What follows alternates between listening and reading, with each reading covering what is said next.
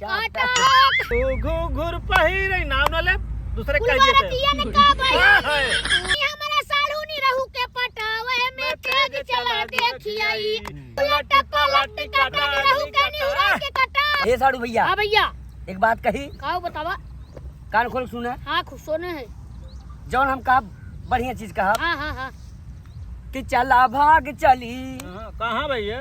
दिल्ली बदलापुर चली। बदलापुर। हाँ बदलापुर जाया जी। कहाँ चला भाग चली और चला भाग चली दिल्ली डीलक्सर चढ़ी के चला भाग चली और चला भाग चली दिल्ली डीलक्सर चढ़ी के चला भाग चली। तो हाई बदलापुर घुमाई जवन कहबा खियाई तानी बोल बतियाई चला भाग चली है चला भाग चली और चला भाग चली दिल्ली डीलक्सर चढ़ी के चला भाग चली चला भाग चली दिल्ली डीलक्सर चढ़ी के चला भाग चली। एनी रहू हम के ये जौनपुर घुमाई दे हम के ये जौनपुर घुमाई दे चल के बेनी राम काई मेरी तिखियाई दे। एनी रहू भैया हम के जौनपुर घुमाई दे एनी रहू भैया हम के जौनपुर घुमाई दे चल के लाल किला वाला तो हई क्षेत्रवा दिखाई दे चौकिया माई का दर्शनवा कराई दे। एनी रहू भैया हम के जौनपुर घुमाई दे एनी रहू भैया हम के जौनपुर घुमाई दे। ए भैया हो तुम्हारे साथ का घुमाई जवन कहबा ओके खियाई जवन कहबा ओके देखाई तुम्हें भी देखो दुल्हन हे रहे हम।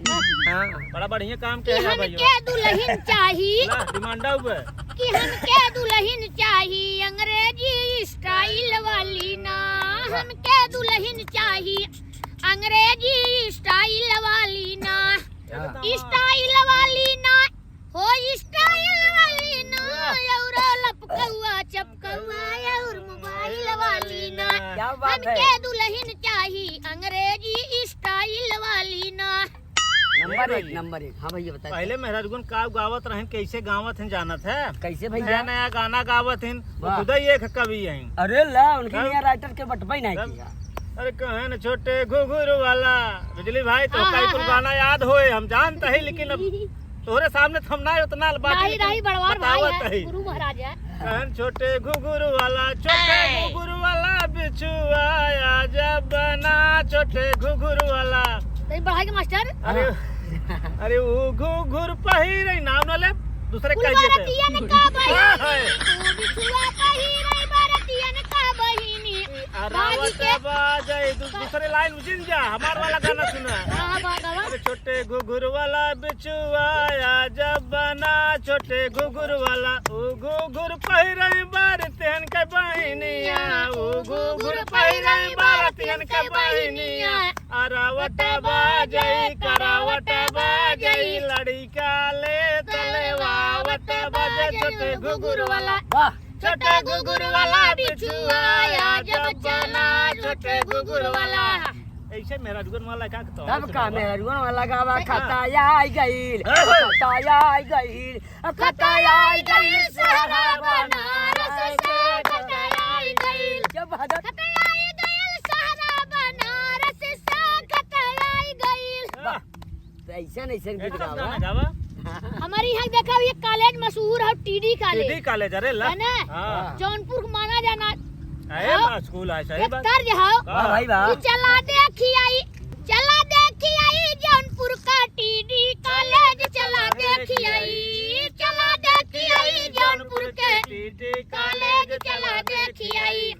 दुल्हा के बहिनी न पढ़े में तेज न पढ़ावे में तेज ई हमरा साढ़ू नी रहू के पटावे में तेज चला देखी आई जौनपुर का टीडी कॉलेज चला देखी आई। भैया वाह वाह भाई वाह कि कहाँ बैसाखी ओए। बैसाखी जिया। बैसाखी जोन हरियाई वो आय दे भाई बैसाखी बैसाखी जोन हरिया वो आय दे भाई बैसाखी।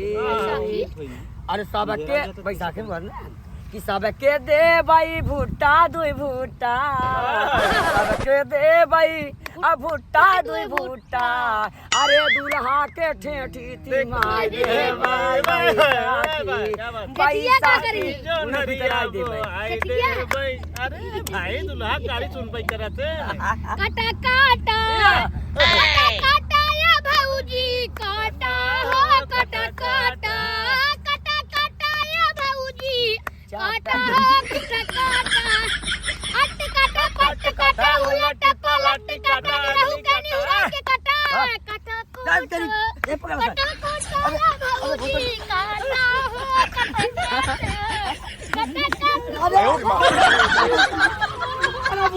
काटा अरे यार गाना तर्ज रहा हम क्या करी दर्द रहा मरावत है हमसे अरे यार भौजी ने हिंदी की काके काकी जी बड़ा कोई सन दिखाते यार हम बगल वाला अरे यार हट जो देखिए अरे छुआ रहा देखा बात निहुरा है मैं डर लगा था बिजली भाई यहाँ हाथ चुवाला है बुत तो हो जावा आज तेरी हम की जाना था ही ना जहाँ भैंसा आई है ये हुई अच्छा हाथ तर्जमा कौन रहा तर्जबा काटा काटा अच्छा हाँ काटा है भौजी।